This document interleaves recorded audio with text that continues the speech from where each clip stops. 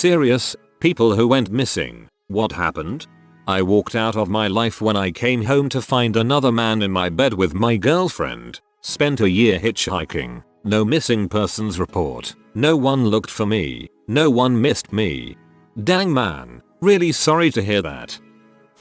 I was about 6 years old. One day I was playing outside. There's a petting zoo about 4 kilometers away from where we lived and I guess I decided to go there. So I did. By myself. Barefooted. In my pajamas. When I got there the manager found out I was alone and had reached my parents by phone. I don't actually remember much of it but it's pretty hilarious. This reinforces my belief that children are basically just tiny drunk people. So, back when I was in Boy Scouts, my troop lost me, twice, in the same night, while I was still in my tent. This is not an exaggeration. The story is thus: we were at Camp Decorah, in Iowa. We had the idea to go and perform a raid on the counselors' tents cabins. I, however, was feeling ill, so I specifically said I'm not feeling well, I'm going to sleep. They acknowledged this, expressed regret that I was not coming along, and went to have their fun. They have their fun. They retreat into the woodline. Then they take a head count. I am not in the head count. They expect me to be in the head count, because they forgot. So, now, there is a missing camper. The entire camp is set to searching for me. Sometime during this, a guy from my troop decides to, get this, check the tents. I am in my tent, as I should be. So he goes to report that I am found. I go to the bathroom during this time. Someone comes back to the camp and checks my tent. I am in the bathroom, so I am not in my tent. I am now missing again. I get found sooner this time. When I was 4 I got lost in a city and was rescued by what my dad thought was a gang. We had dinner in Chinatown with another family. 5 kids in all. Crossing the street after dinner, we were holding hands in a big chain. My older sibling let go. When the lights changed and everyone crossed I stayed on the sidewalk. I was looking through a window into a barber shop where some huge guy was having his head shaved. Can still picture the scene. When I finally looked around everyone was gone. I started to cry. A group of teenagers approached and asked if I was lost. I said yes. A tall kid hoisted me into his shoulders and started down the block. Other kids split up and went in different directions. We rounded a corner and I saw my dad. He turned white and ran toward us. The kid lowered me to the ground. A few other kids were there. They stood around awkwardly while the tall kid explained what happened to my dad. My dad, not a demonstrative guy, flung himself at the kid and hugged him. My mom appeared and picked me up. Years later my dad told me he saw the same group of kids hanging around when he first parked in the city that evening and was suspicious that they were a gang. He was embarrassed and tried to be less judgmental after that. Wish I could thank those guys. This was a long time ago. That was actually really smart to put you on his shoulders. My high school, American, football team had an away game in a somewhat sketchy city. Bus took the team back to high school afterwards. I was too young to drive and I was grounded and had my phone taken away. I waited at the school for an hour and a half but my parents never came to pick me up. So I started the 4-mile walk back to my house carrying all my pads and school books. While I was walking back my mom showed up and I wasn't there. She panicked and found the coach and told him. My coach sent a group text to the entire team asking if anyone knew where I was. Came to school the next day and everyone thought I had missed the bus and gotten lost. It ended up being a team joke for the rest of the year. Bonus: my parents never took my phone away again. I went sleepwalking one night when I was 10 years old, unlocked the front door and went for a stroll through the neighborhood. I woke up a few hours later in the middle of the street, barefooted, in a cul-de-sac I've never been in before. Scared the bejesus out of me. Ended up running through the streets until I found my way back home. My parents had been crapping bricks looking all over for me. They put a lock on my door after that so I couldn't go for any more midnight strolls. My cousin once disappeared while sleepwalking. Her parents woke up in the night and she wasn't in bed. They searched the streets for her but nothing so they eventually called the police. The police asked them if they had checked inside the house. They hadn't. She had fallen asleep in the hall closet. I was hiking to see the volcanic eruption back in 2010, the one before all the grounded flights. On the way back I got separated from my group. We were about 8-10, one of which was a very good friend of mine. Anyway, I tend to walk pretty fast, especially on my way down from a mountain. This was in March in Iceland, so it gets dark pretty soon and fast. Unfortunately for me, I didn't have a torch on me, and in maybe half an hour everything went pitch black. I had chosen to walk the same path as the one I went up.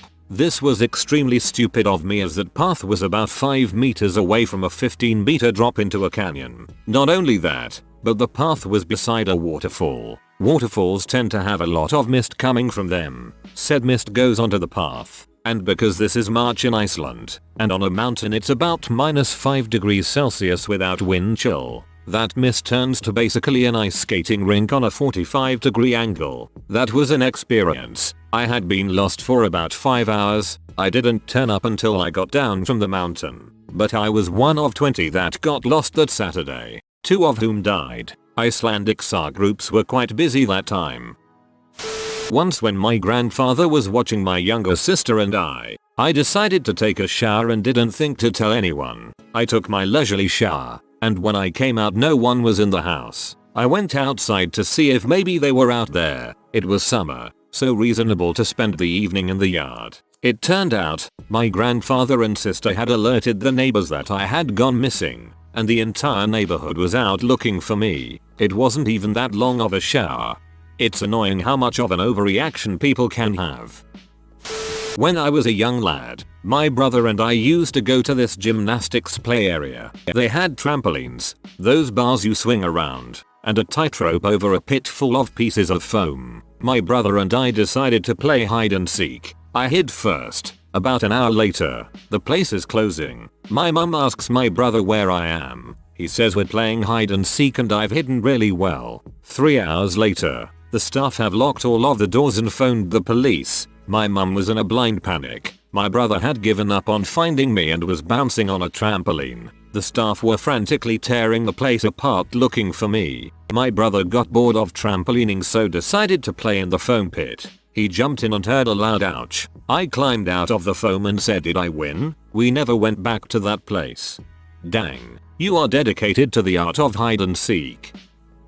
I was at a college house party. I went there with several friends. I didn't have a cell phone yet. Managed to hold out until 2004. Our dorm rooms came with landlines at the time. I ended up going home with a guy and hooking up with him. Woke up the next day, checked my email on his computer and found a ton of frantic emails from my friends. They actually thought that I'd been abducted, roofied or killed myself. I was very depressed at the time. They filed a missing person report on me with campus security and several friends were searching for me in the woods. TLDR. My friends thought it was more likely that I'd gotten kidnapped than gotten laid. Edit. Wow, I didn't expect this to blow up like this. Almost considered using a throwaway. To clarify, yes, I'm a woman. And I'm pleasantly surprised that there were so few PMs and comments calling me a S. Stop it. S-shaming is not cool. How do men expect to get laid if there aren't women who also want to get laid?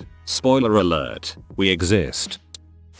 I drank too much. Left my buddy's house to get my phone out of his car. Woke up several hours later with about 5 cops standing on me yelling at me to quit resisting. Turns out I had wandered through 2 gates, a front porch and into his neighbor's basement. When the cops showed up, I was snuggling with his neighbor's 2 Rottweilers on their basement floor. Reminds me of Lethal Weapon 3. Now, they said I was lucky they didn't eat me. I was also lucky I didn't get shot. This took place in a small town near East St. Louis. Pretty rough neighborhood. I was arrested for felony breaking and entering. Luckily, the cops ended up being cool and understanding. My buddy's elderly neighbors were just freaked out by a drunk, naked white guy sleeping with their dogs in their basement. My buddies had no idea where I was until the next afternoon when I called him from jail. Luckily, he was a good dude and bailed me out. All the charges were dropped. When I walked up to the attorney and judge at court, they all pretty much made fun of me and just asked if I learned my lesson. Was 2-3 years old, at the beach with dad and bro, on a camping trip. Just started walking around picking up bird feathers. My dad and bro and the rest of the people we were camping with went back to camp. I just kept picking up feathers. After a while my dad realized he forgot me and went back to the beach in a panic and found me with a large amount of feathers in my hands. I didn't so much go missing as much as got forgotten. I was living with my new husband in a town about 1,000 miles away from my mother, who has always been a world-class warrior. This was in the days before everyone had a cell phone. His entire family was going to be invading us in a few days, so I was polishing up the apartment to look good, and in the process of wiping fingerprints off the phone, I turned the ringer off and did not notice. We just moved in, so several days without any calls wasn't unusual. Fast forward, the in-laws have just arrived while I am lying down in the bedroom taking a nap because I have been spit shining everything in the place and making tasty baked goods all while coming down with a bad cold. There's a knock on the front door. My husband comes to the bedroom and says there's someone who wants to talk to me. It's the police, and they insist on talking to me alone in the hallway to make sure everything is really, truly okay. Then they tell me to call my mother. I come back in to see his parents, sister, brother-in-law, their 7 kids, and a passel of assorted aunts, uncles, and cousins, all staring silently at me. But wait, there's more. Mum didn't have our address. All she had was a description of the building. The town was small enough that the police knew just where that was, but they didn't know what apartment. So they knocked on every other door in the building before getting to us on the top floor corner unit. I got blackout drunk on the 4th of July and presumably tried to walk home from my friend's house. First thing I remember is being in a really sketchy part of town about 8 miles away from my home with my phone dead and still crap faced. Went around knock on people's doors at 3 in the morning trying to use a phone. I eventually stumbled to a grocery store at like 5 in the morning and asked for directions. When I walked outside, these 2 real gangster looking guys who were picking up more booze at the store asked if I wanted a ride. Being a very trusting person and drunk as crap, I accepted. They lit up a blunt and we smoked it as they gave me a ride home. I stumbled into my house at 6 to be screamed at by my girlfriend who thought I was dead because the last text she got from me was, "Help, I lost." Good guy gangsters. I was about 10 or so and I was a member of a club where I learned to shoot air rifles. My parents would drop me off, then go and take off again, and pick me up when it was time. One day they didn't show up. I waited for an hour, called home, no answer. This was before cell phones, so I was stuck. No idea what to do. Well, I did have one idea. I knew how to get home. It would be about 6 kilometers walking, but I had a good mental map of the way back and the weather was fine. So I left the club and began to walk home. I made it about halfway before my parents pulled over next to me and they were kinda angry with him. Also kinda apologetic because they'd forgotten about me. They told me not to wander off like that again. And I told them not to forget about me again. Didn't get any punishment. Almost exactly the same thing happened to me, except I played table tennis. And I made it 5/6 kilometers before my dad picked me up in his car. Be right back. Googling statute of limitations. We're good. When I was 16 I stole $5,000 and ran away to New Orleans. Before Katrina when it was still fun. I'm old. Good times were had. My dad. My parents are divorced and I only saw him a couple times a year. My grandparents on his side. That I saw even less. And my sister went to this huge water park. Apparently there was a water ski show they all wanted to watch. I asked if I had time to stand under the big bucket that splashes everybody. They all walk to the big bucket thing, and 7-year-old me spends 5 minutes staring at the bucket waiting for it to tip over. When it finally happens, it is awesome. Then, I look around, and my entire family was gone. They only had 2 kids to keep up with. I, being a rather intelligent child, walked to the front of the park and got them to keep calling them on the intercom. They didn't come until an hour and a half later, after the show had ended. They told me after the fact that they indeed heard the announcements and thought I could find my way back. I didn't consider myself close to this side of the family as it was, but this was the first event that made me start distancing myself from them. I wasn't exactly missing, but I did try to run away. I was around 6 years old and I was at a big camp out for Cub Scouts. like Boy Scouts for little kids. My dad said he was going to take the tent and stuff back to the car, and that I had to wait around the campsite for a few minutes. Well, in my little kid brain, a few minutes felt like hours. I thought he had ran away without me, so I grabbed my backpack and began walking away. I reached the parking lot and saw his car was still there. However, my little kid mind thought he had left anyways. I decided I would leave the camp and walk home. So I wandered around for a few minutes trying to find the exit. Then a man in a golf cart rode up to me. He asked me, "Are you Savajikau?" and I just nodded my head because at this point I was crying. I got the cart with him and he drove me over to where my dad was. Apparently he really was only gone for a few minutes. He hugged me and we went home. My best friend and I decided to play near the river. I was 6 or 7. The thing is, it was 5 PM and when crap got dark we didn't know where to go, so we stayed near the river for the whole night. Telling scary stories while sitting near a river with no light is not the best thing to do. I used to escape a lot when I was really small, like 3, 4 years old. Once, we were spending the whole summer in this seaside town, where my grandmother had a restaurant. It has a little marine, a big old town and a huge hotel, with a huge balcony in the open, where a band played every night for guests. So it is super busy every night in the center. My mom was holding my hand while we were walking and somehow I disappeared. They looked for me everywhere, for hours. In the end, my mom was certain I fell into the sea, in the marine, and she was sitting there, crying the whole evening. Around 2 AM, a young Italian couple brought me to my grandmother's restaurant, kicking and screaming. Apparently, I was at the mentioned hotel the whole evening, dancing the night away. Everyone thought I was with someone. When all of them left, that couple saw me alone, on the stage, playing with instruments. They recognized me from when they were having dinner at my grandma's place, so they knew where to take me. Needless to say that my mom went crazy when she saw me crying for being taken away from the stage. I escaped a few more times.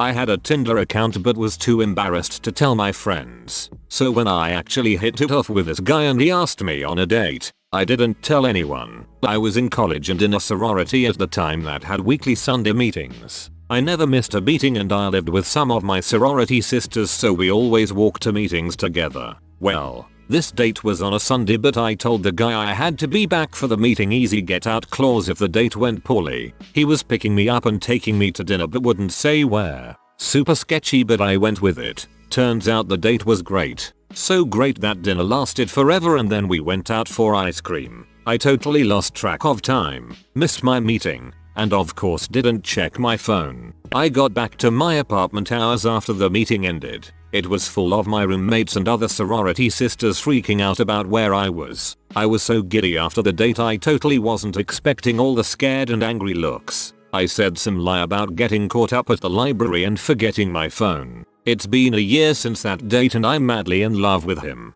Still no one knows we met on Tinder. We plan on telling everyone at our wedding. I thought he was going to kidnap you. My friend and I left the mall and walked to a friend's apartment about 2 miles away. This was before cell phones were common. I called my mom from the friend's home later to pick us up and said we were at his apartments and we'll meet you by the pool. It turns out I didn't know what the heck apartment complex we were at and had accidentally told my mom the wrong ones. After about 6 hours we were freaking out and so was she. We were sitting in a little warm area and saw her car drive by very slowly and start to leave. We caught up and opened the door and got in. I stated to say, "Mom, what the?" and then she let me have it. I believe I am still technically grounded. A few years ago, I was depressed and not really very social to begin with. At some point, my boyfriend at the time broke up with me and I just snapped. I booked a train ticket to him, around 10h ride, and just left the next morning. Also basically stopped going to work at the same time, from one day to the next. I told no one about the trip and stayed away for about 10 days. When I came back, I had a note from the police on my door about being registered as a missing person. I lived in a student house, so at least everyone on my floor must have seen that note. Turn out my friends had filed a missing person report because I guess work had contacted them. I was angry at the time because I felt like crap and thought nobody cared about me anyway and shouldn't interfere with my life. Ironically, they had just shown that they did. Indeed, care. Now I'm grateful that they did it. Late, so this will get buried, but I think it's funny. When I was little, I used to love wandering away from my mom when we would go to the store, so she finally decided to let me do it. Circle back around me and follow me while hiding until I started freaking out just to teach me a lesson. One time I got as far as to go up to a security guard and tell him, sobbing, that I couldn't find my mom. She then runs out trying to explain what was going on. He wasn't pleased. It was winter break of my freshman year of college. I had just gotten dumped. I was depressed. I just wanted to be alone. I had a decent amount of money, so I rented an extended stay hotel room for 2 weeks, bought enough food and supplies for 2 weeks, shut off my cell phone and didn't go outside for 2 weeks. When I returned home, my family yelled at me for several hours and I had received over 200 phone calls and over 500 text messages. 10/10 would highly recommend. I probably won't recommend this unless you hate your family. I got lost in the mall, and my dad got the information desk to announce my name telling me my dad is looking for me. Scariest day of my life. I got lost for a few hours at a country show when I was very young, 3 or 4 years old. I had been doing that thing where you are following what you think is your parents' legs, but turns out it was someone else the whole time. Cause of the crowds, I got completely lost. Being so young, I just started wandering around on my own. My parents started freaking out. Mother was crying while my dad frantically got the organizers to start looking for me. Luckily, after an hour or so, I was noticed by a kindly group of older ladies who got hold of a steward to reunite me. This isn't remarkable in itself, but fast forward 20 years later and by coincidence I was at the showground with my parents for another reason. I had completely forgotten about being lost, but it was obviously still ingrained in my parents' minds. As we drove around, there was no show on at the time. My dad points to a spot and goes, out of nowhere, that's exactly where you went missing. And then a few minutes later, and that's where they found you, and both started yattering on about what happened that day. Amazing to think after all these years that incident was fresh in their minds and they could remember it like it was yesterday. They were sort of joking around about it, but you could tell the emotions of almost losing me were still raw. They can't remember where they left the TV remote, but can remember the day they almost lost their kid as clear as anything. I guess you never stop being a parent no matter how old your kids get. When I was about 25, I got a letter in the mail to report to jail to serve 10 days for not paying a fine. At the time I was dealing with heavy depression and drank quite a lot, so I said, frick it, if you want me to go to jail, come get me. Well, one Sunday morning, they actually came. The cops rang the doorbell like maniacs, while I was still asleep from a stupor the previous night, trying to get me to open the door. I finally woke up when one of the cops was trying to break into my apartment through the back door. The cops told me they'd bring me to jail and asked me if they wanted me to notify someone. In my still drunken haze, I told them no and that I'd call someone myself from jail. Turns out in my country you don't get one phone call when arriving in jail. In fact, it takes 7 days to be properly processed, and during that time, no phone calls are allowed. I thought I'd be getting my phone call on the 7th day, but instead they transferred me to another jail on my 5th day, and at that place they told me the same thing. Processing takes 7 days and you're not allowed to call anybody. In the meantime, my friends and family were going nuts. A friend of mine who had a spare key to my apartment even went looking to check if I was hanging from the ceiling. They all had called the cops repeatedly, who didn't tell them that I was in jail, because of some privacy issues reasons, which I don't really understand to this day. When my mom called the cops again, crying, on the 8th day, one officer finally cracked and told them that I was in jail. When I was released from jail and went by a friend's place on my way back home, he was very happy to see me, but he also yelled at me a lot and made me call my parents immediately. Called my parents, lots of crying, lots of yelling, but all in all very happy that I was still alive. Memphis, Tennessee, the summer of 1990. I was 5 years old, and my best friend was this little black girl in my apartment complex. Her parents invited me to her birthday party at McDonald's. We all lived in a very low-income housing projects type of place, so this was basically the height of excess. and I was hardcore excited. So they round up all of us kids and take us in a van to the local MCD's. The party was pretty pimp, cake and stuff, and we were all playing in the little inside playground there. Long story short, I ultimately exit from the playground, and no one was there. The little girl's parents freaking forgot me, packed everyone up and left me there. I didn't realize it at the time, being distracted by food and seemingly awesome covered slides. I was just like, whoa, this is longest part ever. The staff didn't even say anything or notice something was off about an unattended kid just hanging around. 9 hours later, my parents weren't exactly winning any awareness awards themselves. My mom and dad and 3 cop cars finally come to get me. I remember my mom being downright irate because you were the only little blonde haired white girl in a freaking sea of black kids. Not exactly unremarkable. I got lost at a music festival once. I went to sleep in a tent with my boyfriend and best friend, and I guess they woke up around 7 and I wasn't around. They figured I went to the bathroom, so they just waited. After some time they decided to go searching. It must have been not too long after they left that I woke up in the backseat of the car and crawled back into the tent. I must have sleepwalked. Anyway, they ask EMT and other festival goers, and there's a ton of people looking for me. I had no idea. They were making announcements over the speakers and even sent out a text on the system. My boyfriend came back to get his shirt or something and I was all snuggled in. He was reasonably angry. I told him what happened and it was whatever. When my friend finally came back, I told her the same story, at which point she reminded me that we didn't have a backseat because it was full of camping supplies. Still to this day I have no idea whose car I fell asleep in. I was in the Royal Navy and visiting Miami. Some shipmates and I went out to sample the delights of said town, and it was all going well when apparently I disappeared. I turned up about 5 hours later with no idea where I had been. Luckily I didn't have a sore ass and still had my wallet and cash. Odd. If you are new to the channel, you can subscribe. I publish new videos every day. Until then, check another video.